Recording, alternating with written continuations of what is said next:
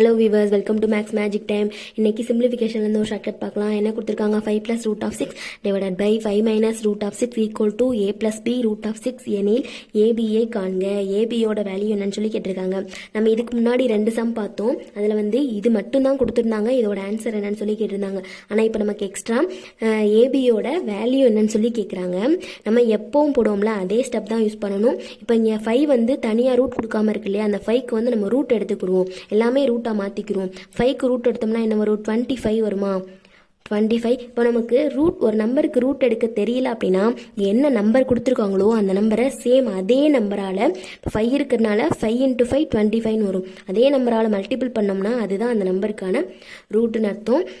Plus √6 போட்டாச்சு. Next இந்த value அப்படி எடுத்து எழுதிக்கலாம். அடுத்து 5க்கு ரூட் எடுத்து 25 minus √6 எடுத்து எழுதியாச்சு. நெக்ஸ்ட்டு எல்லா நம்பருக்கு ரூட் இருக்கு இல்லையா, அந்த ரூட்டெல்லாம் நம்ம பார்க்கக்கூடாது, நம்பர்ஸை மட்டும் தான் பார்க்கணும்.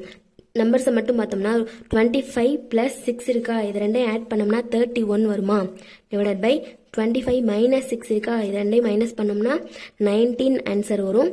அடுத்து மேலே உள்ள சிம்பிள் மட்டும்தான் பார்க்கணும். இங்கே ப்ளஸ் இருந்தால் இங்கே ப்ளஸ் போடணும், அதுவே இங்கே மைனஸ் இருந்தால் இங்கே மைனஸ் போடணும். அடுத்து இந்த மாடல் சம் வந்துட்டாலே நம்ம ஒரு 2 போட்டுறணும்.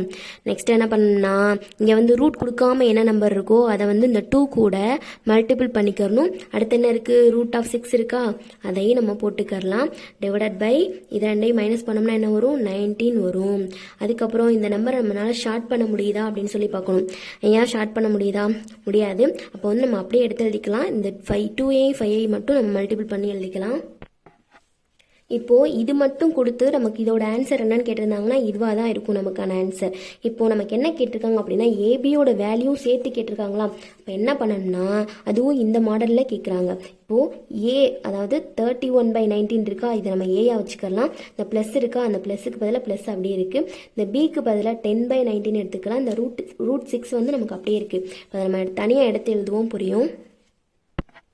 அவ்வளோதான். ஏக்கு பதிலாக 31/19, இந்த ப்ளஸுக்கு பதிலாக ப்ளஸ்ஸு, பிக்கு பதிலாக 10/19, இந்த √6 அப்படியே போட்டாச்சு. நமக்கு ஏபி மட்டும் தெரிஞ்சால் போதும்னு சொல்கிறாங்களா. இப்போ ஏபியோட வேல்யூ மட்டும் நம்ம தனியாக எடுத்து எழுதியாச்சு. இதுதான் அந்த சம்க்கான வேல்யூ. நெக்ஸ்ட் வீடியோவில் வேற ஒரு ஷார்ட்கட்டோடு பார்க்கலாம். சேனலை சப்ஸ்கிரைப் பண்ணிக்கோங்க, அப்படியே லைக் போட்டுருங்க. தேங்க்யூ.